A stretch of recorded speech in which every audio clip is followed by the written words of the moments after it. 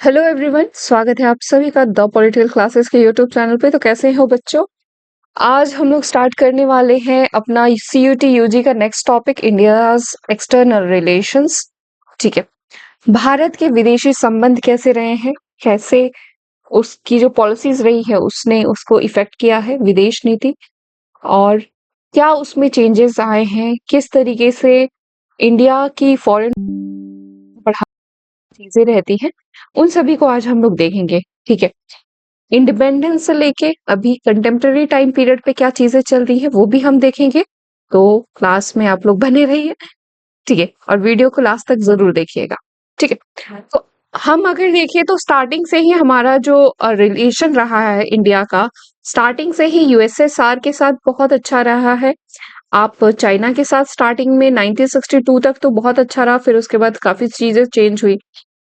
2014 के time period के बाद से एक अलग सा न्यू एरेना जो है वो हमें देखने को मिलता है, जहाँ पे हमारे जो विदेश सचिव रहे हैं, सुषमा स्वराज से लेके आप एस जयशंकर तक, अभी तक एक बहुत ही पॉजिटिव चेंज हमें अपने जितने भी विदेशी समझौते रहे हैं उसमें देखने को मिले हैं। चाहे विदेश की जितने भी पॉलिसी रही हैं, आपका फॉरेन पॉलिसीज जो भी रही हैं, वो हमारी बहुत ही कट टू द पॉइंट रही है। ठीक है। हम कहीं कहीं पे पूरी तरह न्यूट्रल भी रहे हैं। ठीक है। आप चाहे यूक्रेन या रशिया के वॉर के साथ देख लीजिए, और चाहे आप कहीं कहीं पे हम लोग बहुत ही अच्छे से अपना टेररिज्म पे हमने अपनी बात भी रखी है पाकिस्तान के थ्रू। ठीक है। तो वो सभी एक जो टू द पॉइंट बात करने की होती है थ्रू चल रहा है।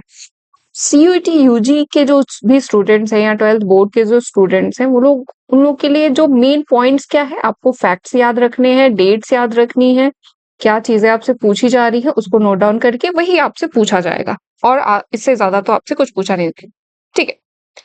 तो क्लास स्टार्ट करने से पहले आपसे सभी लोग अच्छे से अपना कॉपी पेन लेके बैठे रहिए।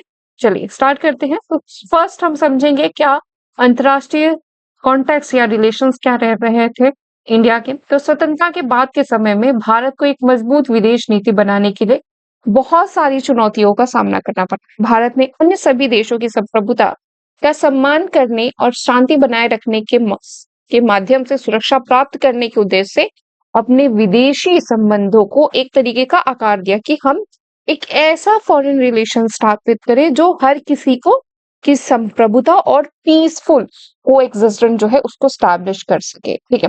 द्वितीय विश्व युद्ध का टाइम पीरियड चल रहा था, वहां पे विश्व राजनीति में दो खेमे बढ़ चुके थे। ठीक है। एक संयुक्त राज्य अमेरिका और दूसरा जो था वो सोवियत यूनियन के अधीन था। ठीक है।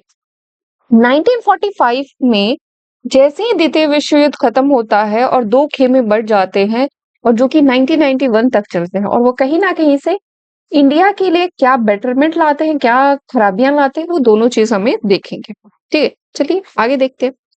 तो इंडिया ने इन दोनों खेमों से बचने के लिए क्या किया कि गुट निरपेक्ष की नीति का पालन किया।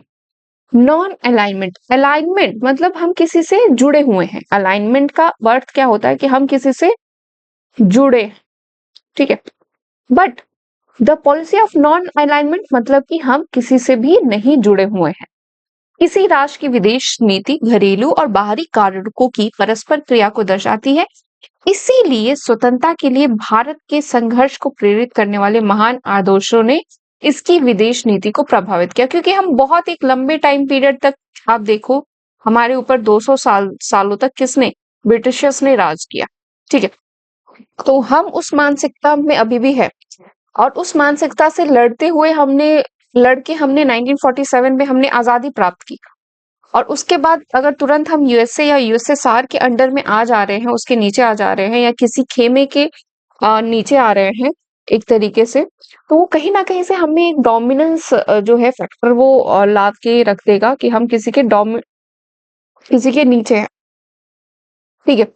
तो उस नीति से वो लोग फिर से जो इंडिया का स्ट्रगल फॉर फ्रीडम था वो कहीं ना कहीं से फिर से स्टार्ट हो जाता किसी ना किसी से। तो इसलिए इन्होंने साफ कहा कि we will be use the policy of non alignment. तो ये फर्स्ट पॉलिसी जो थी, जिसमें नेहरू जी की भूमिका क्या थी, प्रथम प्रधानमंत्री जवाहरलाल नेहरू ने राष्ट्रीय एजेंडा स्थापित करने में महत्वपूर्ण भूमिका निभाई। उन्होंने 1946 से 1964 तक भारत की विदेश नीति के निर्माण में गहरा प्रभाव डाला। ठीक है, प्रधानमंत्री नेहरू जी जो थे वो हमारे फॉरेन मिनिस्टर भी थे उस टाइम पे, ध्यान रखिएगा। ठीक है, और इनका टाइम पीरियड देखिए आपका आजादी के साथ साथ 1964 तक। विदेश नीति के 3 महत्वपूर्ण चीजें इन्होंने रखी। ठीक है, कड़ी मेहनत से अर्जित संप्रभुता को सुरक्षित रखना, ठीक है, जो कि हमें 200 साल के बाद आपके अंग्रेजों से मुक्ति के द्वारा मिली थी। क्षेत्रीय अखंडता की रक्षा करना, जो भी हमारे रीजन्स है उसको, तीव्र आर्थिक विकास को बढ़ावा देना। ये हमारे 3 मुख्य उद्देश्य जो थे वो नेहरू जी की फॉरेन पॉलिसी में थे। ठीक है, अब इसमें जो नेहरू जी का क्या विश था कि हम नेहरू गुटनिरपेक्ष नीति की को अपना रहे थे। उन्होंने साफ कहा कि हम संयुक्त राष्ट्र के शांति अभियानों में मानव संसाधनों का योगदान करके इस उद्देश्य को प्राप्त करना चाहते हैं, बल्कि हम किसी से जुड़ना नहीं चाहते। हम नॉन अलाइंड रहेंगे। कोल्ड वॉर के जो टेंशन चल रहे हैं यूएसए और यूएसएसआर के बीच में, हम उसमें फंसना नहीं चाहेंगे, बल्कि हम कोशिश करेंगे कि पीस कीपिंग फोर्स जो है यूनाइटेड नेशंस की, ठीक है, आप देखिए 1945 में यूएनओ भी स्टैब्लिश हो चुका है, यूनाइटेड नेशंस ऑर्गेनाइजेशन। ठीक है, भारत ने आदर्श विदेश नीति दृष्टिकोण के रूप में गुटनिरपेक्ष की वकालत की, जो एक कठिन संतुलन कार्य था और कभी-कभी संतुलन सही नहीं दिखता था। ठीक है, भारत ने बहुत कोशिश की कि हम नॉन अलाइंड रहें। ठीक है, बट कहीं कहीं बहुत सारी जगहों पे हमें देखने को मिलता है कि भारत ने यूएसएसआर को बहुत ही जगहों पे फेवर किया है और यूएसएसआर से भी अपनी जो हेल्प है वो ली है। ठीक है, और इसी के चलते अमेरिका ने भी आगे चल के क्या किया है कि पाकिस्तान से हेल्प जो लेनी होती है वो भी, सॉरी, पाकिस्तान को जो हेल्प देनी होती है वो भी उन्होंने दी है। एंड टेररिज्म इसका एक बहुत बड़ा रूप है। लास्ट आता है, लास्ट जो देखेंगे आप, नेहरू के टाइम पीरियड पे एक बहुत ही इंपॉर्टेंट ये चीज थी, अफ्रो एशियन यूनिटी। ठीक है, क्यों अफ्रो एशियन यूनिटी की बात की जाती है? क्योंकि जब ब्रिटिशर्स जो कि जिन्होंने की पूरी तरीके से जितनी भी उनकी कॉलोनीज थी उसको फ्री छोड़ दिया। ठीक है, उसमें से अफ्रीका और एशिया के बहुत सारे उनके गुलाम देश थे। जब आजाद हुए तो वो दोनों हुए, अफ्रीका के भी हुए और एशिया के भी हुए। तो इन नेहरू जी ने क्या किया कि ये जो अफ्रीकी देशों के साथ हमारा जो चीजें थी उसको काफी एक तरीके से बेहतर बनाने का प्रयास किया। क्यों किया? क्योंकि हम दोनों लोग, चाहे वो अफ्रीका और एशिया के लोग थे, वो सेम गुलाम वाली प्रकृति से निकले थे। हम जानते हैं कि गुलाम होने का दर्द क्या होता है, हमें पता था, और दोनों लोग की जो भावनाएं थी वो काफी हद तक एक समान थी। तो इसलिए ये लोग कोशिश करते हैं कि हम क्या करें, हम एक तरीके से बहुत ही जल्दी करीब आ रहे। ठीक है, तो नेहरू ने विश्व मामलों और विशेष रूप से एशियाई मामलों में भारत के लिए प्रमुख भूमिका की कल्पना की। उनके क्षेत्र को भारत और एशिया और अफ्रीका के अन्य 9 स्वतंत्र राज्यों के बीच संपर्कों की स्थापना द्वारा चिन्हित किया गया। ठीक है, उनके नेतृत्व में भारत ने स्वतंत्रता प्राप्ति के 5 महीने पहले मार्च 1947 में एशियाई संबंध सम्मेलन बुलवाया था। ठीक है, भारत उपनिवेशवाद समाप्ति का कट्टर समर्थक था।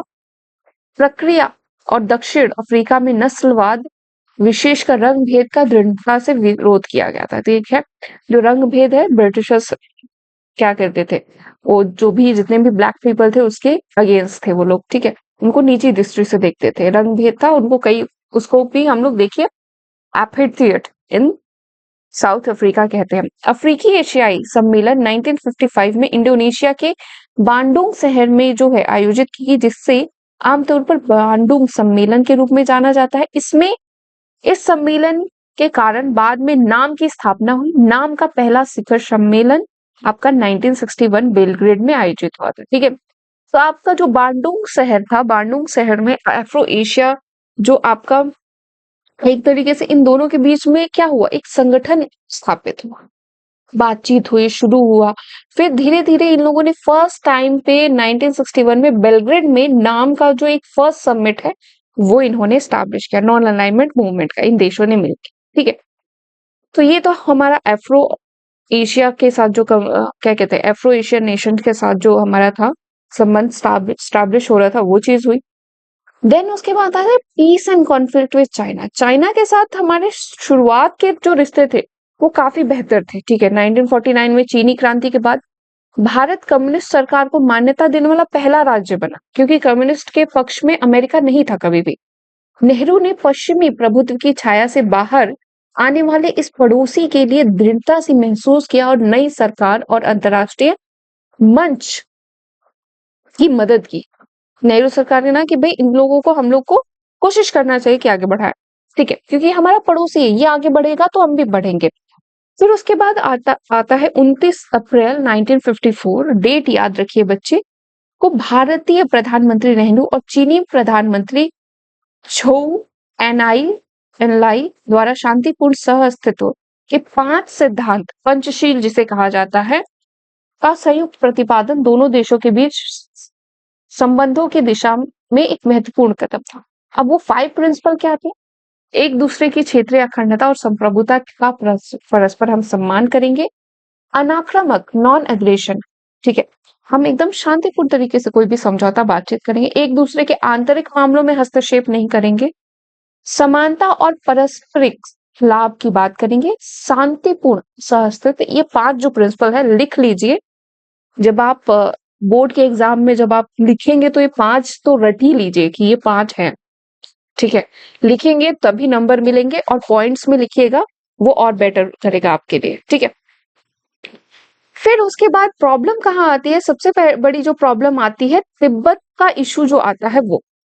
ठीक है, मध्य एशियाई क्षेत्र का पठार जिसे तिब्बत कहा जाता है, उन प्रमुख मुद्दों में से एक है जो ऐतिहासिक रूप से भारत और चीन के बीच तनाव का कारण बना।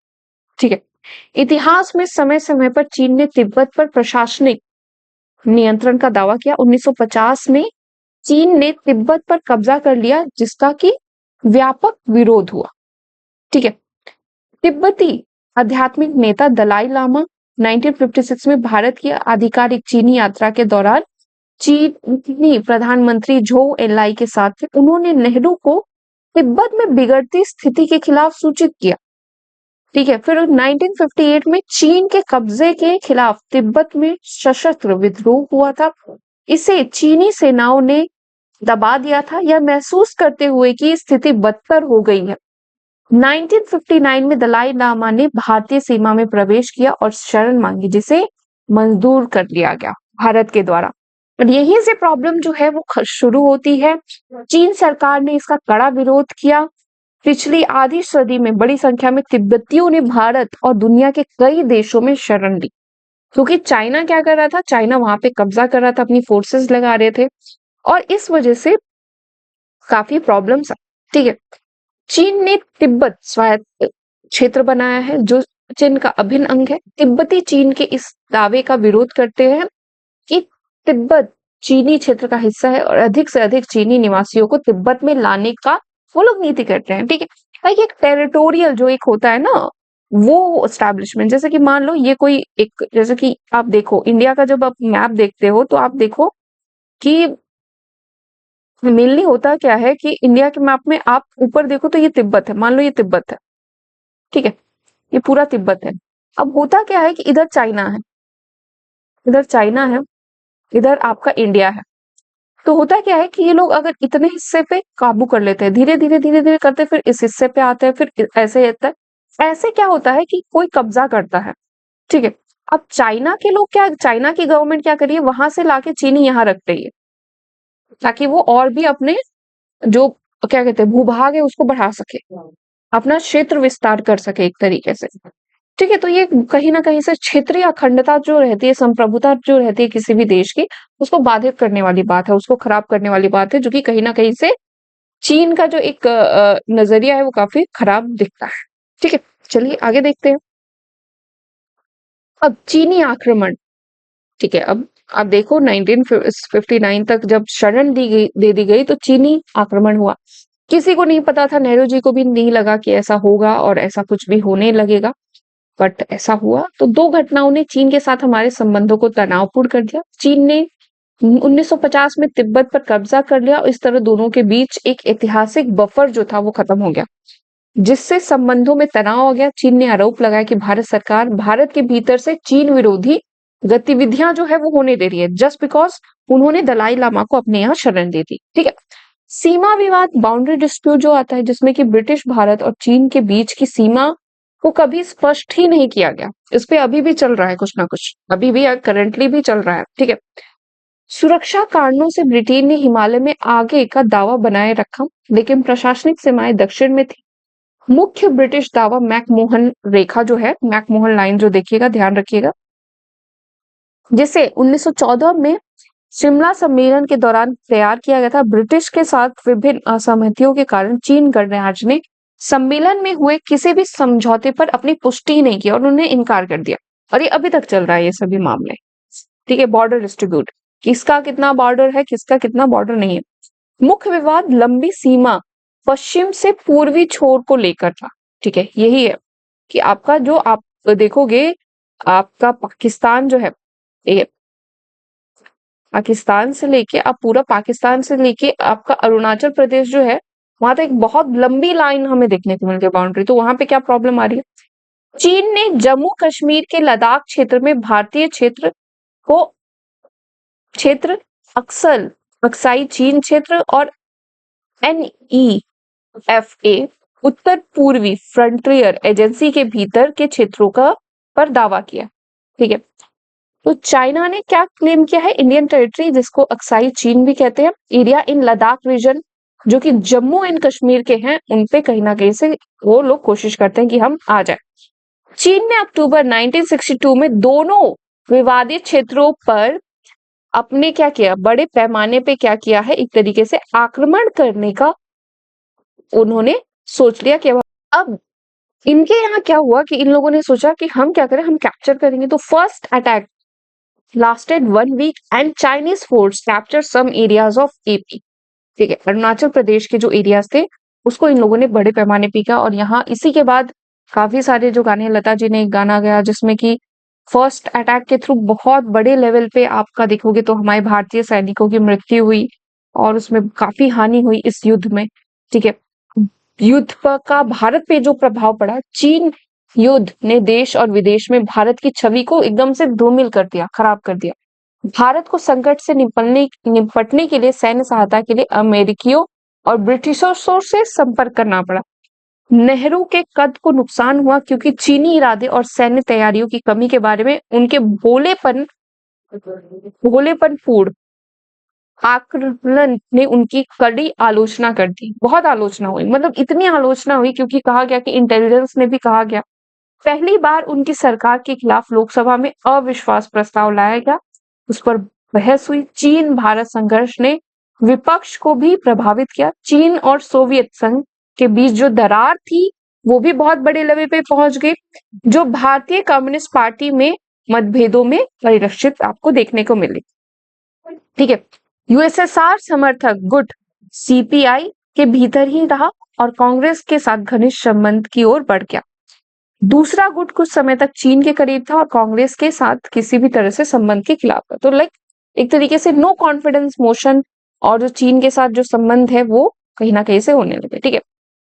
तो काफी हानि हुई बहुत सारे लोगों पे। फिर वहां पे एक, जब सोल्जर्स की जो एक चीज है उसको बढ़ाने के लिए क्या होता है कि एक मेरे वतन के लोगों जो गाना है वो लता जी के द्वारा गाया जाता है, जिसके थ्रू उनको बहुत सराहना की जाती है। देन आता है पाकिस्तान के साथ युद्ध और शांति। हमारा पाकिस्तान के साथ 1948 में एक गोरिल्ला वॉर हो चुका था। ठीक है। तो पाकिस्तान जब देखता है कि भारत कमजोर हो चुका है तो पाकिस्तान ने सोचा कि हम अब अटैक करते हैं। तो दोनों देशों के बीच पहला युद्ध 1965 में कश्मीर को लेकर छिड़ा, जो कि आपका 1945 में भी हुआ, 48 में भी हुआ। दोनों देशों ने कश्मीर पर अपने क्षेत्र का हिस्सा होने का दावा किया। युद्ध संयुक्त राष्ट्र के हस्तक्षेप से समाप्त हुआ। ठीक है। और इसके लिए भी नेहरू जी को क्रिटिसाइज किया जाता है कि he should not intervene in that. ठीक है। और इस युद्ध में आप देखोगे तो कि मतलब भारतीय सेना लाहौर तक पहुंचने वाली थी, क्यों? और पाकिस्तान के कई सारे क्षेत्र पे उन्होंने भारतीय सेना ने कब्जा कर लिया था, जिसकी वजह से जिसको छुड़ाने के लिए क्या हुआ, 1966 में दोनों देशों के साथ ताशकंद समझौता हुआ। ठीक है, उस पे हस्ताक्षर करने के लिए मजबूर किया गया। युद्ध ने भारत की युद्ध आर्थिक स्थिति को खराब कर दिया काफी हद तक। और उस टाइम पे अकाल वगैरह भी पड़ा था, तो इस वजह से भी काफी प्रॉब्लम जो है वो स्टार्ट हुई। नेक्स्ट देखिए आपका बांग्लादेश वॉर 1971। ठीक है, तो 1971 में होता क्या है कि आप देखो कि दो गुट हैं। एक हम जानते हैं, जब हम लोगों ने चैलेंजेस ऑफ नेशनल बिल्डिंग में देखा भी कि जब इंडिया इंडिपेंडेंट होता है तो दो पाकिस्तान बनते हैं, एक पूर्वी पाकिस्तान, एक पश्चिमी पाकिस्तान। तो बांग्लादेश कोई और नहीं, हमारा ईस्ट पाकिस्तान जो है हम उसको कहते हैं। तो सैन्य शिविरों के प्रति गुटनिरपेक्षता की भारत की विदेश नीति ने हमारे नेताओं की मंशा स्पष्ट कर दी थी कि वे चाहते हैं कि भारत स्वयं एक क्षेत्रीय शक्ति के रूप में विकसित हो। ठीक है, क्योंकि नॉन अलाइनमेंट अगर आप रह रहे हैं कि कहीं से किसी की हेल्प नहीं ले रहे हैं, तो आपको मिलिट्री अपने कैंप्स बढ़ाने पड़ेंगे। पूर्वी पाकिस्तान में एक अलग स्वतंत्र सरकार के लिए विद्रोह हुआ। आंदोलन पर अंकुश लगाने के लिए उनके नेता शेख मुजीब को पाकिस्तानी सेना ने गिरफ्तार कर लिया और क्रांतिकारियों पर अत्याचार किए। भारत को उन शरणार्थियों की समस्या का जो है वो बहुत ही सामना करना पड़ा, क्योंकि वहां से बहुत लोग भाग के आ रहे थे, हिंदूज भाग के आ रहे थे। क्रांतिकारियों ने बांग्लादेश नामक एक स्वतंत्र राष्ट्र की मांग की और इस उद्यम में भारत ने उनका समर्थन किया। पाकिस्तान जो था वो हार गया, जो युद्ध था वो हार गया, और बांग्लादेश है वो कब बना? का 26 मार्च 1971 को एक स्वतंत्र राष्ट्र के रूप में आपका बन के हमारे समक्ष प्रस्तुत होता है बांग्लादेश। ठीक है, भारत और पाकिस्तान के बीच तनाव और बढ़ गया, क्योंकि इसे पाकिस्तान ने अपने युद्ध में गृह युद्ध और देश के विभाजन को बढ़ावा देने के रूप में देखा। भाई आप किसी से बोलो, किसी की कोई कंट्री है, ठीक है, उसका आधा क्षेत्र ही आप किसी और एक नई कंट्री के नाम से बना दो, तो वो अलग हो जाता है। ठीक है, भारत और पाकिस्तान दोनों ने 3 जुलाई 1972 को एक शांति समझौते पर हस्ताक्षर किया, जिसको कि लोकप्रिय रूप से शिमला समझौता भी कहा जाता है, क्योंकि फिर से क्या हुआ था कि एक बहुत बड़े पैमाने पे सैनिकों को क्या किया गया था, बंदी बना दिया गया था, पाकिस्तानी सैनिकों। अब बात आते हैं न्यूक्लियर पॉलिसी जो है भारत की, उस पे। तो नेहरू का काल शैक्षिक परमाणु संयम था। कोई मतलब उनका साफ मानना था कि हमें शांतिपूर्ण जीवन जीना है, हमें शांति की बात करनी है, हमें शांति से रहना है। ठीक है, उनकी औद्योगिक योजनाओं का एक महत्वपूर्ण घटक 1940 के दशक के अंत में होमी जे भाभा के मार्गदर्शन में शुरू किया गया परमाणु कार्यक्रम था। ठीक है, और एक तरीके से आप देखोगे कि वो टेक्नोलॉजी को बहुत मानते थे। वो कहते कि टेक्नोलॉजी को हमें बढ़ाना चाहिए, आपको मॉडर्न इंडिया जो है उसको बढ़ाना चाहिए। भारत शांतिपूर्ण उद्देश्यों के लिए परमाणु ऊर्जा उत्पन्न करना चाहता था। नेहरू परमाणु हथियारों के खिलाफ थे, इसलिए उन्होंने व्यापक परमाणु परीक्षण प्रतिबंध संधि के लिए महाशक्तियों से अनुरोध किया। हालांकि परमाणु शस्त्रागार जो था वो बढ़ता गया। जब सुपर पावर्स ने बना लिया, तब जाके हमें भी बुद्धि आई कि हमें भी बनाना चाहिए।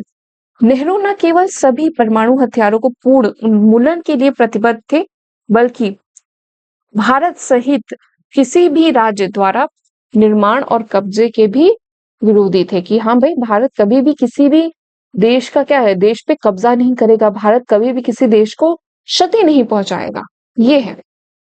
ठीक है, वह नैतिक, राजनीतिक और रणनीतिक आधार पर परमाणु हथियारों का विरोध करते थे और उनके कब्जे को मानवता के खिलाफ अपराध कहते थे, कि अगर हम कर भी रहे हैं किसी तरीके से, वो कहीं ना कहीं से मानवता के खिलाफ अपराध है। वह 1954 में प्रशांत क्षेत्र में अमेरिकी बम परीक्षण के बाद सभी परमाणु परीक्षणों को समाप्त करने की बात करते हैं। हालांकि परमाणु ऊर्जा विभाग, डिपार्टमेंट ऑफ एटॉमिक एनर्जी के तहत भारत के नागरिक परमाणु ऊर्जा कार्यक्रम में दोहरी उपयोग क्षमता थी। होमी जे भाभा जैसी प्रमुख हस्तियों को इसके बारे में जानकारी नहीं थी। वे स्वयं संभावित भविष्य के बम के उतने स्पष्ट विरोधी नहीं थे जितने कि नेहरू थे। ये भाई जाहिर सी बात है, आगे चल के जब सभी जो न्यूक्लियर वेपन्स की इंडस्ट्रीज में है, या जो न्यूक्लियर बम जो है वो लोग बना रहे हैं, या जो ये न्यूक्लियर केमिकल्स को बना रहे हैं, वो जानते हैं कि कहाँ पे कितनी खरीद फरोख्त हो रही है, कहाँ पे कौन सी कंट्री जो है वो हो रही है, वो न्यूक्लियर वेपन्स बना रही है, ठीक है। भारत की परमाणु नीति सदैव शांति उन्मुखी रही है, जिसकी स्पष्ट छाप नो फर्स्ट यूज पॉलिसी जो है, नो फर्स्ट यूज पॉलिसी में परिलक्षित होती है। लेकिन समकालीन क्षेत्रीय सुरक्षा चुनौतियों के मद्देनजर प्रधानमंत्री मोदी ने की सरकार में जो है, उन्होंने भारत की क्षेत्रीय और राष्ट्रीय सुरक्षा के अनुरूप पहले उपयोग न करने की नीति की समीक्षा और बदलाव नहीं किया जा सकता है, इसकी बात की। इसके अलावा कहा कि हम चाहे तो मतलब राजनाथ सिंह भी कहते हैं कि अगर टाइम आया तो हम अपनी नो फर्स्ट यूज पॉलिसी को भी हटा देंगे। इसके अलावा भारत परमाणु आपूर्तिकर्ता समूह में अपनी सदस्यता सुनिश्चित करने और सीटीबीटी और एनपीटी जैसे पक्षपातपूर्ण अन्यायपूर्ण परमाणु संधियों का विरोध करने के लिए जाना गया है, ठीक है। न्यूक्लियर सप्लाई ग्रुप में उसको बैन कर दिया गया था, ठीक है। जिसके बाद मनमोहन सिंह जी के साथ जो एक समझौता होता है, फिर उसमें आपका एनएसजी में फिर से उनको भारत को फिर से वो परमिशन जो होता है वो मिल जाता है, ठीक है। अब सीटीबीटी क्या होती है उसको देख लेते हैं भाई।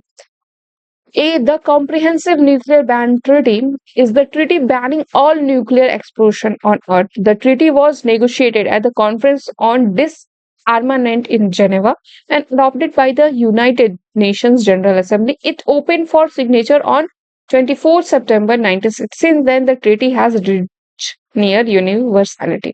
ठीक है, कहा गया कि कहीं पर भी अर्थ में कहीं पर भी जो कि न्यूक्लियर वेपन्स जो होते हैं उसको टेस्ट करना पड़ता है, तो अर्थ पे आप कहीं पर भी टेस्ट नहीं करेंगे, ठीक है।